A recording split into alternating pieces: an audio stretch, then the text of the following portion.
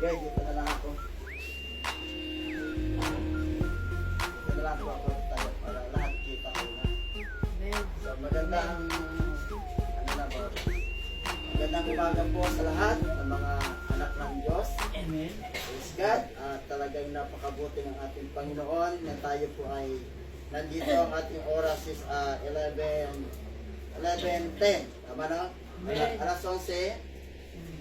11 alas 11 Gis. Okay. Hindi na ako marunong magbasa. 30 minutes to 35 minutes. O, kaya. Buklatin natin yung ating Biblia sa Matthew chapter 22, verse 37 and 38. Matthew chapter 22, verse 37 and 38 po. Makibasa natin. Chapter 22, verse 37 and 38. Amen. Yes. Yan pakibasa po, basahin po natin sabay-sabay para tayong lahat ay magbabasa. Verse 37 to 38, sinabi dito. Sumagot. Sinabi sa kanila. 1, 2, 3, go! Sumagot si Jesus, ibigin mo ang Panginoon mong Diyos ng buong puso, buong lakas, kaluluwa mo, buong pag-iisip mo. Ito ang pinakamahalagang utos. Ito naman ang pangalawa.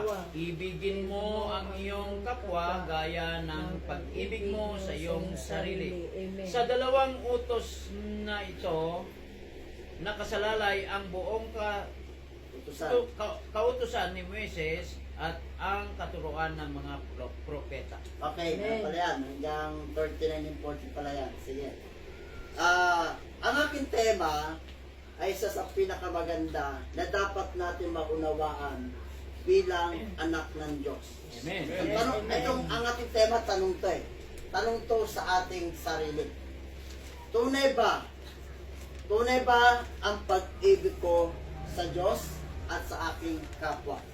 Amen. Tanong sa ating sarili, tunay ba ang pag-ibig ko sa Diyos at sa aking aking kapwa? Sige, tanongin yung sarili nyo. Tunay ba? Tunay ba ang pag-ibig ko sa Diyos At sa at aking, sa aking kapwa? Sige, magtatanong muna ako para bago pagpatuloy itong ating pag-aaral. Tanongin ko muna si Sister Joy. Joy. Tunay ba ang pag-ibig mo kay Brad? Sa tao to ha? Alam niya. Amen. Si Brother Paul. Brother Paul, mahal mo ba si Sister CJ? Amen. Siyempre. Si Brother Jerome. Wala pa rin. Amen. Pinakamabilis. Basta yung tumabote ha. Bakit yung tinatanong ang mayroong mga couple? Sapagkat wala akong couple dito eh. Sister ni Russell, walang couple. Walang couple eh. Pastor, walang couple. Okay. Kinig na naman kayo, no? Sige. Ito kasing teksto na ating binasa, ito ay dalawa ang tinutukoy dito. Amen. Ang pag-ibig natin sa Diyos at ang pag-ibig natin sa ating kapwa. Amen. Pag sinabing kapwa, malawak po ito. Kapatid, kamag-anak, magulang, kaibigan, o lahat ng tao sa mundo. Yes. Kapwa po natin yan. Amen. Pero punta muna tayo dito, sabi, ang pag-ibig ay isa sa mga pinakasentrong mensahe sa bagong tipan. Bagong tipan ha? Amen. Kasi ang love kasi, sino bang love? Sino ba yung pag-ibig? Di ba ang ating Panginoon sa Kristo? Yes. Sabi, ang pag-ibig ay isa sa pinakasentrong mensahe sa bagong tipan. Pag-ibig ang dahilan kung bakit naparito ang ating Panginoon sa Kristo para siya ay, anong dahilan? Para siya ay, number one dito, siya para sa unang mangaral sa lahat ng mga tao doon sa Israel. Pangalawa, ang dahilan ay para siya ay mamatay Sa krus. Para kanino? Sa Para atin. sa lahat ng mga tao makasalanan. Ibig sabihin, kung walang pag-ibig, Walang kaligtasan. walang kaligtasan. Sino ba yung pag-ibig na tinutukoy dito kundi ang ating Panginoon sa Kristo? Amen. Diba? Amen, Yung amen. pinaka-the best. Kaya dito, kung ang mga tao sa mundo ay merong pag-ibig, pag merong pag-ibig walang magmumura, walang magagalit, Yes. walang Amen. magnanakaw, Walang pumapatay. walang pumapatay, walang siraan, walang maninira, ano pa? Walang magnanakaw, Walang nagsisinungaling. walang magsisinungaling. Walang Diba? chismis. Bakit maraming tao ang nagagalit? Kung may pag-ibig, nagmumura sa kapwa-tao. Na-try ba natin na tayo ay minura? Amen. Amen. Na-try na ba natin nagmura tayo sa ating kapwa? Amen. Amen. Di ba? Nung hindi pa tayo naglilingkod sa Panginoon. Maliban na lamang kung naglilingkod ka sa Panginoon, minura mo pa rin ang kapwa. Alam niyo ang word na pagmumura, maraming klase po yan. Yes. Pag oras na iyong siniraan ang iyong kapwa, minumura mo na siya. Amen. Paninirang purya, minumura mo na siya. Hindi lang yung sinasabi, ang PI ka, GAGO ka, ano yan, OGAG ka, ano yan, magana ha? PI, word na PI, mamatindi yan. Yung photo. Tapos sabi, ano ba yan? LOL, ano ba yan? O LOL. Matindi sa Bible yun, nasa? Sabi ba, demonyo ka, satanas ka. Alam nyo, Anak ka ng demonyo. anak ka ng demonyo. Ano? Actually, maraming klaseng mura. Paninira sa kapwa, pamumura po yan. Kaya sinabi rito, nagwiwika ng masasama. Eto na, Yes. wala kang ginagawa, pero masama na pala yung yung taong may galit sa iyo. Alam ko si Satanas lang ang nagagalit sa mga anak ng Diyos eh. Yes. Amen. Pero bakit may mga tao na nagagalit sa kapwa-tao? Diba? Kung may anak ng Diyos, mayroon din Anak kung may anak ng Diyos na pinili niya sa mga tao, mayroon din anak ni Satanas na pinili niya rin sa mga tao. Yes. Ang mga anak ng Diyos hindi gumagawa ng kasalanan. Amen. Yes. Ang anak ng Diablo Mayroong pag-iingat. ay patuloy na gumagawa ng kasalanan. Amen. Amen. Anak ba tayo ng Diyos? Amen. Hallelujah. Anak tayo ng Diyos. Sabi niya yan, ha? Yes. Sara-sara, sabi ito, nagbuwi ka ng masama, napupuot sa kanyang kapwa. Ito yung karamihan ng kadalasan na sinasabi, pinatawad na kita, In the real. mahal na kita. Yes. Ha? But the, Saan? inside. Pero sa kanyang puso pagkatalikod, marami nang sinasabi. Yes. Pag nakaharap, smile. Amen. Kaya totoo, tugma po yung sinabi ng Panginoon. Yes. Nung siya'y pagkanulo, Ako naranasan ako. always embrace me, betray me. Sabi ng Panginoon, di ba? Kung sino ang yayakap sa akin, siya ang magkakanulo. Amen. Amen. Totoo yan, sa Bible ha.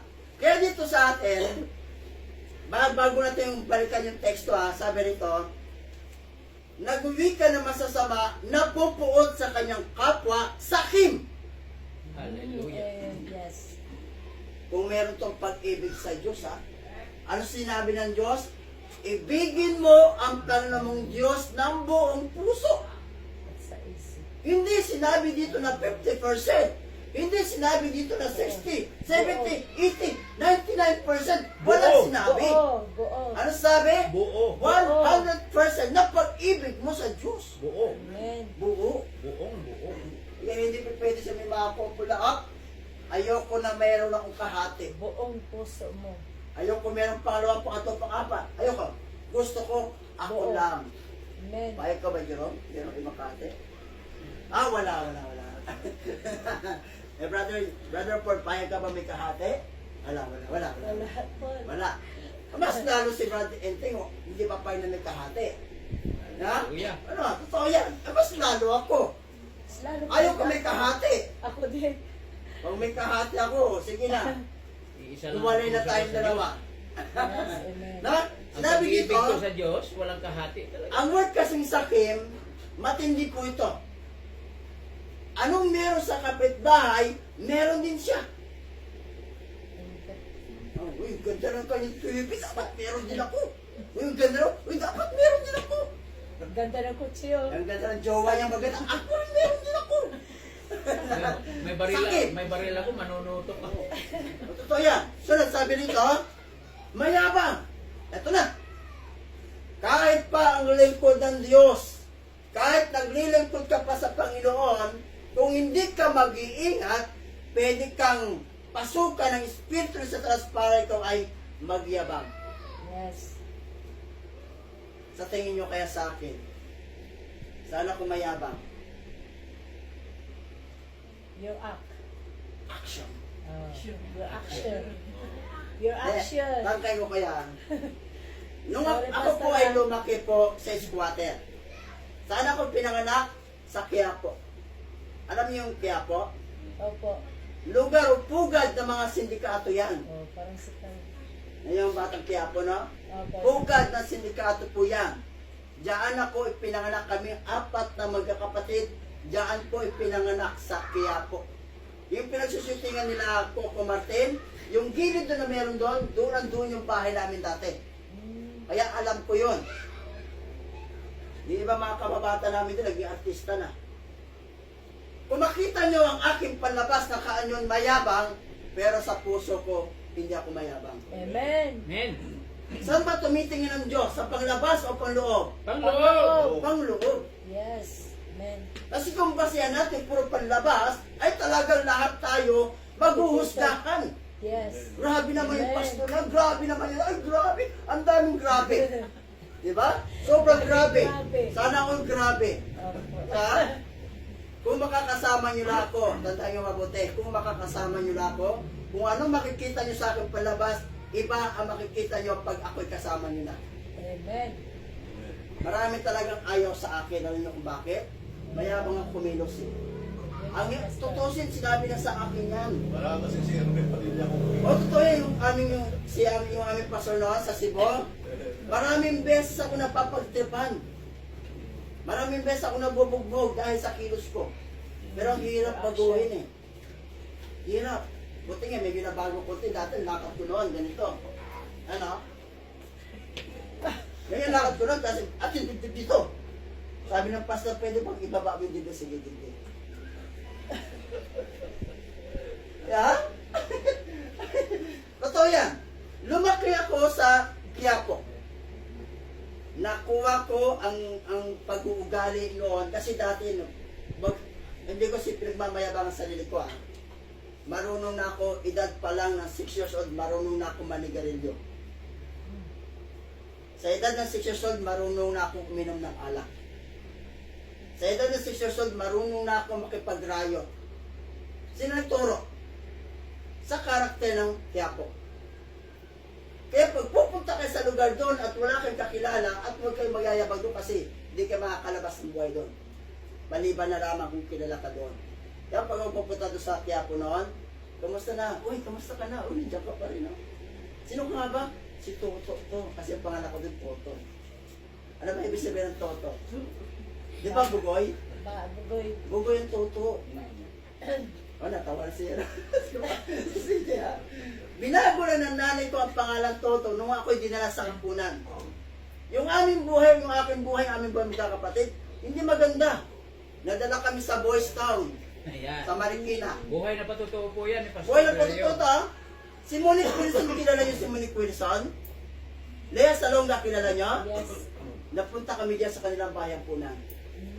Pag hindi namin magusto, tumatakas kami. Tumatakas kami. Hindi na kami babalik. Totoo yan. Buhay na patuto Yan kung makita nyo sa akin, ako'y mayabang, pero ang totoo niyan, humble ako sa loob. Kung makikilala nyo ako, makakasama nyo ako, marami kayong matututunan sa akin. Amen. Yung iba na ayaw sa akin, ayaw nilang matuto. Amen. Sa pagtuturo sa salita ng Diyos, hindi ako nagyayabang. Kasi, totoo po yan na ako'y nakapag-aral ng Bible School classmate kami ni Pastor Ray. St. Light Bible College. Meron kang diploma yan. May TOR pa yan. May transcript record na. Meron kami yan. As in legit, 100% na legit. Kaya dito, yung kayabangan ko dati, unti-unti po yung nawala nung time ako ay naging Kristiyano. Alam niyo po, sa pag-aaral sa Bible School, diyan ako sinala yung aking ugali. Nakipagsuntukan pa ako sa kapwa ko Bible School. Buto ko yung dito ko. Buto ko yung dito, puto ko. Nakipagsuntukan pa ako. Kasi yung ugali, hinasa talaga. Hanggang sa natutunan ko na kailangan bilang isang lingkod ng Diyos ay meron kang tunay na pag-ibig sa Kanya. Ibig sabihin, willing kang mabago o babaguhin ka ng Diyos sa pamagitan ng Kanyang salita. Yes. Amen. Amen. Kaya sinabi dito, eto na niya, mayayabang, mangkukulam, ang mangkukulam, mainggitin. Ito na.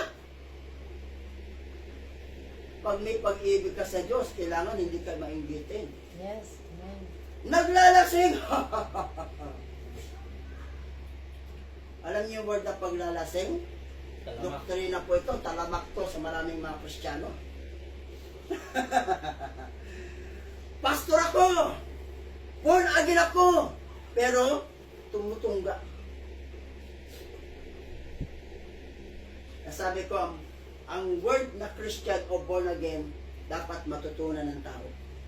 Hindi porket pumasok ka ng simbahan, born again ka na. Yes. Hindi porket pumunta ka na, nakarina, Christian na ako. No.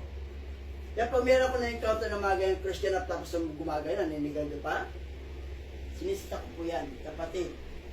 Sinisira mo ang image ng Diyos bilang anak ng Diyos. Surat. Kampi-kampi. Alam ng mali, kinakampihan mo pa.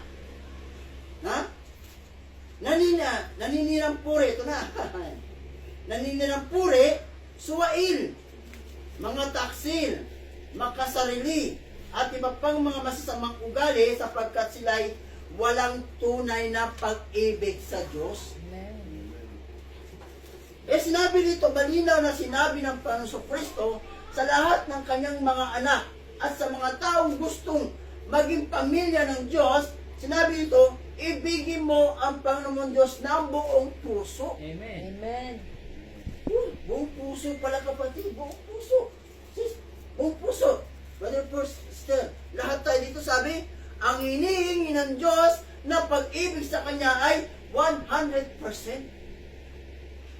So, ngayon ba lang natin nalaman yan? Kasi sabi ng iba, kahit ang Diyos naman ay maunawain. Kahit ilang percent lang ibigay mo sa Kanya, okay na yon. Tama ba? Amen. No. Ang langit, ang Diyos ay pinaka-stricto sa lahat. Kung ako Yes. stricto, si Pastor stricto, mas stricto ang Diyos. Yes. Kasi ang pagpasok sa langit, ang hinihingi ng Diyos ay 100% na pag-ibig. Tama ba? Tama, tama. Tama. 100%. Sunod, sabi nito sa teksto ay, sabi yan? May dito. Verse 7. Sige. Aling kasunod doon, sabi, ibigin mo ang Panginoon Diyos ng buong puso, ng buong kaluluwa. May kaluluwa ba tayo? Amen. Amen. Meron. Pag wala kang kaluluwa, ano ka? Ano ka? Bulate. Hindi, may kaluluwa May yun. kaluluwa, aswang eh. Okay. Sabi, buong kaluluwa, pasti mabuti ha. Basta itong buhay to, itong kaluluwa natin. Ang kaluluwa ang nasasaktan pag ang physical ay nasusugatan. Yes. Amen.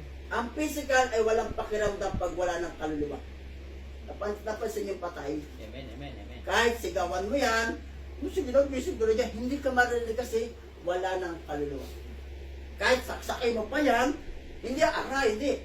Kasi wala ng kaluluwa. Ang nasasaktan habang buhay pa tayo, yung ating kaluluwa.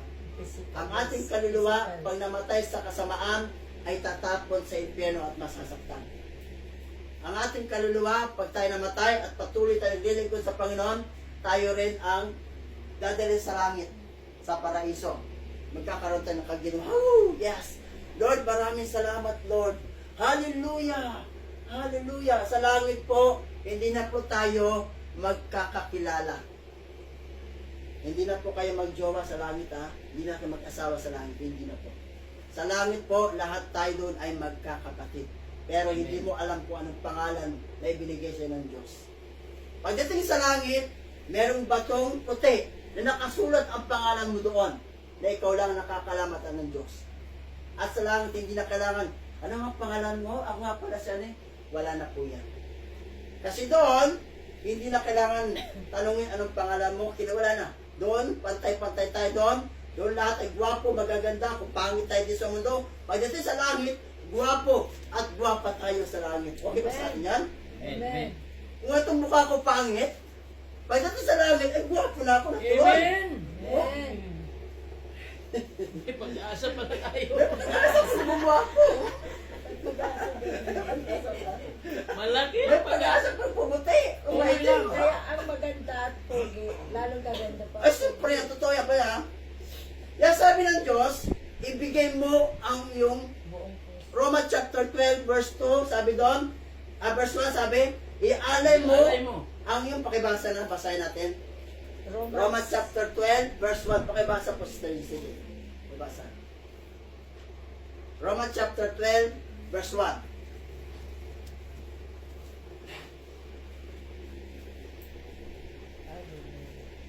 Chapter 12. Sige, basa, Verse 1, basa. pakibasa po.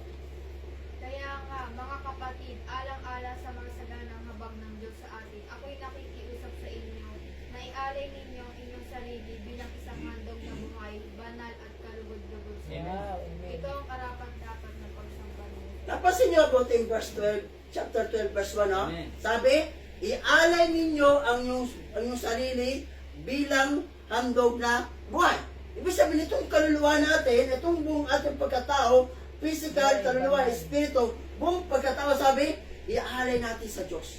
Yes. Amen, amen. Sa Diyos, sa Diyos.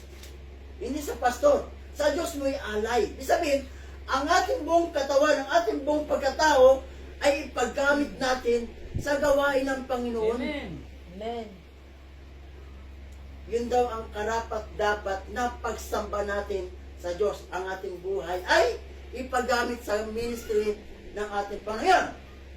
Hallelujah! Nag-connect ang vision ni Pastor Ray at ni Brother Paul. Paul. Nag-connect ha? Alam nyo, bihira kung mangyari yan. Yes. Hindi sila nag-usap o ganito gawin ito sabi natin sa hindi. Kundi ipinapakita ng Diyos sa kanila na itong panibagong ministry na bagong pangalan na ibinigay ng Diyos sa atin, yon ay pagpapalain niya. Amen, amen. Ano pangalan? Praise God. Rise. Ano ibig Purihin sabihin ang ng rise? Panginoon. Hallelujah. Ano ibig sabihin ng rise? Ibangon. Ibangon. Ibangon. Rise of church, anong ibabangon? Ang church po, hindi po tao, hindi po building ang tinutukoy dito. Tao. Kundi tayo po ang simbahan ng Diyos Amen. na itatayo. Kung galing ka sa kalungkutan, galing ka sa kasalanan, galing ka sa anong problema, sabi, ang Diyos mismo ang magbabangon sa bilang church ng ating Diyos na buhay. Amen. Amen. Rise of church of Yes. God. Sino magtatayo? Ang Diyos mismo. Amen. Ibabangon tayo ng Amen. Diyos. Yes. Amen. Sabi, Rise of Church of God, Christian. Gagawin sabi, gusto niya maging pamilya niya tayo. Amen. Amen. Kasi yung word na Christian, family po yan. Pamilig. Amen. Word na Christian, followers of Christ. Hindi Pag pagkabahagi. tayo ay sumusunod na sa ating Panginoon Kristo, sabi, tayo ay pamilya niya na. Amen. Grabe yun. Ulit yun. Rise of Church of God, Christian Ministry. Itong ministry po ito. Kahit ang ating bahay, at actually ang ministry, nagsisimula yan minsan sa bahay, sa bundok, kahit saan. Amen. At darating ang panahon na makita ng Diyos ang kanyang mga anak dito sa Rise of Church of God Christian Ministry ay patuloy niyang pagpapalain at lilinisin ang ating mga puso at makita na lahat ng mga tao sa paligid, lahat ng mga tao mumuhusga sa atin lahat ng mga tao na ayaw tayong pakisamahan, yung mga taong nasa paligid na yan, ay dadali ng Diyos dito sa ating ministry. Amen. The Rise of the Church of God Christian Ministry. Diba? Thank you, Lord. Amen. Yung mga tao na mga yan sa paligid na yan, Yes. aakayin ng Diyos yan. Ang Holy Spirit ng Diyos ang tutulong sa atin para tayo ay, para sila po ay mailagay sa tunay na simbahan ng ating Panginoon Kristo. Tayo po ay napabilang sa mga tunay na simbahan ng ating Panginoon Kristo. Yes. Hindi lang tayo. No? Hallelujah. Praise Diba, God. sabi? Yan malinaw sa Romans chapter 12 verse 1, ialay ninyo ang inyong sarili bilang buhay na handog. Kanino natin iaalay? Sa ating Panginoon, Lord, itong aking kaluluwa, Lord. Ito ng aking sarili. Ikaw Yun na na. mag-ari sa akin. Yun Hindi na. ng aking sarili, kundi ikaw na, Lord, ang mag-ari sa akin. Amen. Amen. Diba? Pag ang Diyos ang mag-ari sa atin, anong gagawin niya? Nandun lahat ang pagpapala. Yes, amen. Kung ang pamilya ay watak-watak, bubuoy niya. Kung tayo naghihirap sa mga, alam ng Diyos ang pangailangan natin eh. Kahit hindi na natin hilingin sa Kanya, alam na ng Diyos. Alam niya lahat. Kaya ako nagpasalamat ako kay God eh. Alam niyo kung bakit? 3 months ako nawala. Nagpaalam ako, sabi ko, Bishop, magtatrabaho ko. Alam mo yung trabaho ko? Ang bilis mo tanggap. Wala nang medical. Ilan ang requirements ko, pasok agad ako. Sa company, as a minimum, may mga benefits. Sa 3 buwan, una nagtrabaho ko sa may Tapsilogan, Lugawan. 2 linggo lang ako doon. Marami na ako natutunan pagluluto. Umalis ka agad ako. Tapos nag-apply ako, more than, sabi natin, 2 months and half. Kung napasok ako, natin, nagbubuhat. Hindi ko sinasabi yung pastor ako. Ayaw ko sabihin. Kasi alam mo bakit? Baka hindi ako matanggap. Hindi ko sinasabi. Nagbubuhat. Anong binubuhat? Mula 80, 90, bubuhatin yung kanin ng baka. Mabigat yun. Yung isang buong baboy, bubuhatin nyo. Ang gusto mo pinakataas. Baka ng balota. Itong tuhod mo kailangan matibay. Pero hindi ako kumakain ng balota. Ginawa ko yan para makita ko sa aking sarili na hindi ako pabigat sa ministry. Amen. Yung time na tumawag si Brad Enteng sa akin, nagulat ako. Nandoon ako sa trabaho, buti nandoon kami sa may, nag-aandra pa sa may sasakyan namin. Kasi kung nagbubuhat na ako, hindi ko masagot yun. Kumusta? Kailan? Balik ka na ito. Sige. Yung nangyari doon? Ano nangyari? May nangyaring hindi maganda sa akin sa trabaho. Kasi nagkaroon ng kainitan. Yung kasama kong pahinante, pag siya nakakatama sa akin, okay lang, hindi pa humingi ng sorry. Pag ako nakakatama, galit na galit. Hindi, sabi ko, sorry, pasensya na. Iniwanan ako sa baba, ako nagtutulak, hindi ko kaya pataas kasi pataas yun eh. Buti may tumulong sa akin. Pagdating, malas ka dyan. Ako mag-ano, ginawa. Alam niyo yung mabigat na baka na buhat ko? Nabuhat. Ganun pala pag nagagalit siya, pag nabubuhat mo isang bagay hindi mo kaya buhatin, nabuhat ko. At tinamon ako, anong gusto mong mangyari? Yung kasi butcher yun, yung mga maraming kutsilyo. May word sa akin, huwag mong patulan. Hindi yung pinatulan. Sabi ko sa kanya, huwag kang mag-alala. Hindi mo na ako makakasama. Kasi ako ay magre-resign na sa trabaho. Nag-resign ako sa trabaho, bumalik ako dito. Yan ay God's plan. Plano ng Diyos ang lahat ng ito para ako ibalik ng Diyos sa ministry. Amen. Amen. Ay, grabe. Yung time na siya, ialay ko Lord. Lahat tayo iaalay natin. Sabi na sunod, ibigin mo ang Panginoon Diyos ng buong puso, buong kaluluwa, at buong pag-iisip. Romans chapter 12 verse 2, pakibasa. Again. Lapit na oras. Ay, no. Romans chapter 12 verse 2, pakibasa.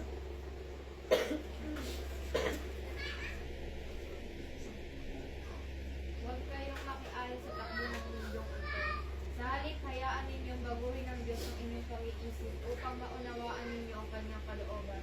Sa gayon, magagawa ninyo kung ano ang mabuti, kalugod-lugod at ganap na kalooban ng Diyos. Ano sabi? Change. Baguhin ninyo ang iyong pag-iisip. Kasi ayun. Huwag kayong umayon sa takbo ng mundo. Ano ba yung word na huwag umayon sa takbo ng mundong ito? Sanlibutan. Yung word na mundo, sanlibutan. Yung mga gawain sa sanlibutan o makamundong gawain. Ang sabi ng Diyos, huwag tayong makisabay sa mga yan. Yes. Ano yun? Yung mga uso, tama? Yes. Lahat ng klaseng uso, lahat ng mga gawain makasalimutan, sabi ng Diyos, huwag tayong makipuyod o makibagay Ayun, sa kanila. makabagay. Yes. Sabi, baguhin natin ang ating pag-isip para maunawaan natin kung ano ang kalooban ng Diyos. Amen! Amen. Diba? Kaya dito sa atin, ibigin buong pusong ibigin ng Diyos, buong kaluluwa, buong pag-iisip, at may kasama pa yan doon sa may Marcos na buong lakas, 100%. Means, ang Diyos ay humihingi ng pag-ibig Na buo. na buo, 100% na ibibigay natin sa Kanya. Yung sa may next sa may Matthew chapter 22 verse 38, sabi, ibigin ninyo ang yung kapwa na higit sa iyong sarili. Ibig sabihin, kung paano yung inibig, kung paano yung minahal ang iyong sarili, sabi, ganun din ang pag-ibig mo sa iyong kapwa. Ibig sabihin, hindi mo na kailangan, pagmahal mo ang iyong kapwa, kung nagkamali siya, huwag mo siyang itakwin. Yes. Amen. Huwag mo siyang pandirian na parang kriminal. Amen. Unawain mo siya, turuan mo siya, at siya'y patawarin sa kanyang kasalanan. Amen. Amen. Kasi ang pamilya ng Diyos, walang ganyan na, ano ba naman, nagkasala naman, di, ayaw na kita. No. Hindi hindi natin pwede siraan ang ating kapwa. O kung ikaw ang siraan, Lord, maraming salamat sa iyo. Alam niyo kung bakit? Sa mga pagsubok. Sa pagsubok Yes. ito na binibigay sa atin ng Diyos. Amen. No? Amen. Ang mga anak ni Satanas, hindi sinusubok ng Diyos yan. Siguro si Satanas, sinusubok niya. Ano pala. Pero tayo mga anak ng Diyos, ay talagang dumadaan sa proseso ng pagsubok. Amen. Kaya, huwag natin sisisihin ng Diyos. Amen. Amen. Amen. Magpasalamat tayo sa lahat ng mga nangyayari dito sa mundo kung paano tayo sinasala ng Diyos Amen. ang ating Amen. pamumuhay bilang anak ng Diyos. Kung talagang mahal natin ang Diyos, dapat nakikita rin ang pagmamahal natin sa ating kapwa. Ibig sabihin ng ating pag-uugali, anong dapat maging ugali natin? Galatians chapter 5, verse 22 and 23. Pakibasa po, Sister CJ. Galatians chapter 5, verse 22 and 23.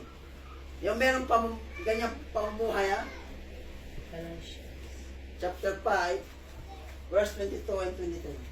Galasyo. Subalit ang bunga ng Espiritu ay pag-ibig, Yes, kagalakan, amen. kapayapaan, pagtsatsaga, kabaitan, kabutihan, katapatan, kahinahunan at pagpipigil sa sarili. Yes. Walang Amen. batas laban sa mga ganito.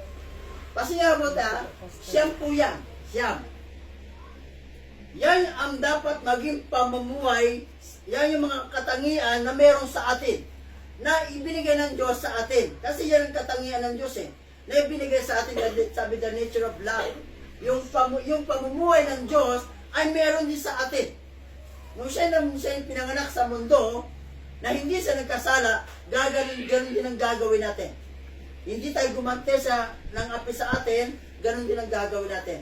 Amen. Yes. Kaya din natin, itong Rise of Church of God, Christian Ministry, ay talagang panibagong ipinatayo ng Diyos kay Pastor Ray Reynaldo Niño. Siya po ang ginamit ng Diyos para ipakita ang vision na yan. Ako'y naniniwala na lahat na mapabilang dito sa simbahan ito ay meron tunay na pag-ibig sa Diyos at meron tunay na pag-ibig sa kapwa. Amen. At makikita ang Amen. tunay na pagmamahalan na walang pagbabahagi, na walang pag-aaway, na hindi marunong magpatawad. Lahat ay marunong magpatawad. Amen. Kaya sabi ng gusto ng Diyos sa dalawang utos, dalawang dakilang utos po yan Una, ibigin mo ang Panginoon Diyos ng buong puso, buong kaluluwa, buong pag-iisip. Pangalawa, ibigin mo ang iyong kapwa gaya ng pag-ibig mo sa iyong sarili. Amen. Amen. Siyempre, pinahal mo sarili mo, alaga. Ganun din ang pag-aalaga mo sa iyong kapwa. Hindi natin mabuti. Amen. Kaya sabi, ang tanong natin sarili natin, tunay ba ang pag-ibig ko sa Diyos Tunay at sa ba aking kapwa? ang pag-ibig ko sa Diyos Tunay at ba? ng aking kapwa? Sige lahat tayo. Tunay ba Tunay ba ba ang pag-ibig ko sa Diyos at at sa sa aking aking kapwa? kapwa? Yan, lagi mo sasabihin sa iyong sarili para hindi tayo mailigaw ng anumang mga aral na hindi ayon nakasulat sa Biblia. Amen. Lord, ikaw lang ang minahal ko ng totoo. Kung Lord, paano kita minahal, ikaw lang. kung paano ko minahal ang aking sarili, ganun din ang pagmamahal ko sa aking kapwa. Amen po ba? Amen. Amen, Amen. amen, amen. Hallelujah. So, palakpakan po natin. Praise God! Pastor Ray, balik ako Pastor Ray. Thank you, Lord. May nabanggit po ni Pastor kanina sa yung pag nandoon na po tayo sa kaharian ng langit, no? Ito po yung tatandaan po natin mabuti. May nagmamahalan, may mag-aasawa, may mag-aama, mayroon nagkakasintahan. Pagdating ng panahon na tayo po ay humarap sa Diyos at buksan niya ang durungawan ng kanyang kaharian, bago tayo kasi papasok doon.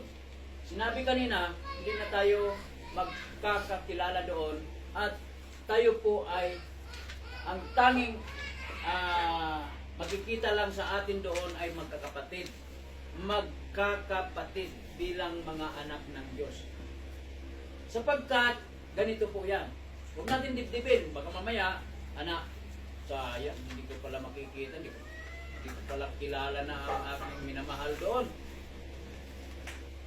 Makikita po tayo, pero hindi na katulad dito po sa lupa. Ibig sabihin sa mga katuwid, yung mga pagsasama-sama natin dito sa mundong ito, hindi na katulad po yung pagsasama natin doon sa langit. Bakit? Ganito kasi ang gagawin po ng Panginoon. Sa Revelation o Pahayag chapter 21 verse 4, ganito po ang sinabi ng banal na kasulatan. At papahirin niya ang bawat luha sa kanilang mga mata. Wala nang kamatayan, dalamhati, pagtangis at paghihirap sapagkat lumipas na ang dating mga bagay. Naunawaan nyo ba mga kapatid? Naunawaan nyo ba? Anong sinabi? At papahirin niya, sino magpapahir? Sino magpapahir?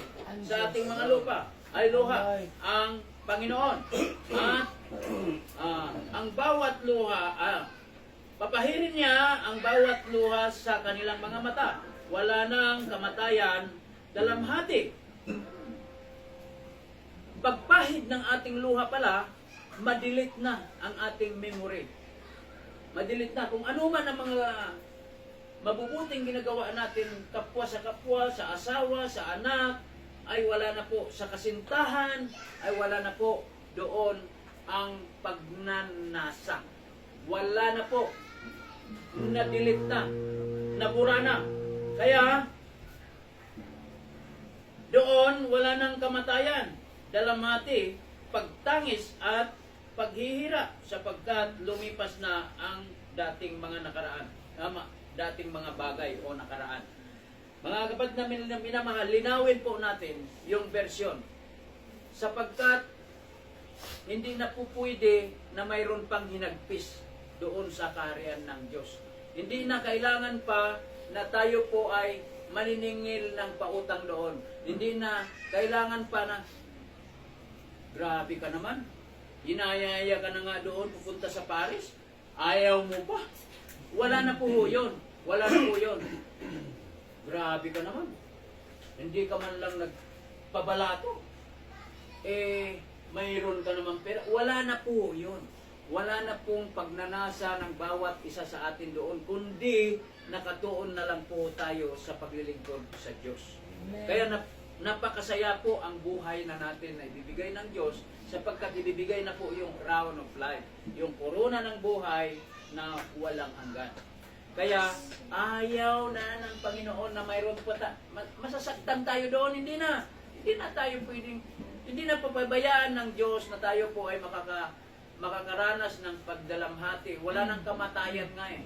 Amen. Wala na tayo kamatayan doon, kundi buhay na walang hanggan.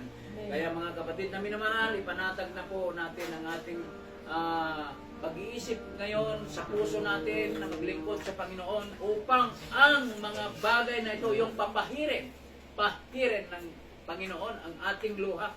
Siguro, pag humarap na tayo doon, mga gulhul tayo siguro ng kasiyahan, pero nandyan pa yung memory natin dito na iniwanan ko ng mundo, nandito na ako sa bagong lupa, may pinangako ng Panginoon, bagong Jerusalem. Siguro, pahirin niya na yon para hindi na tayo umiiyak, wala nang dalamhati.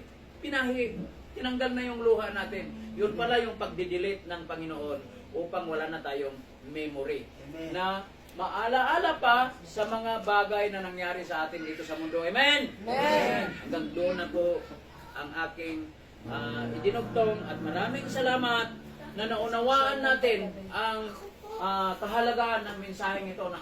Amen. Okay ka ba kapatid? Kapatid, okay ba? Si kapatid, okay ba? Okay po. Salamat sa Diyos. Kayo po na. Okay. Okay.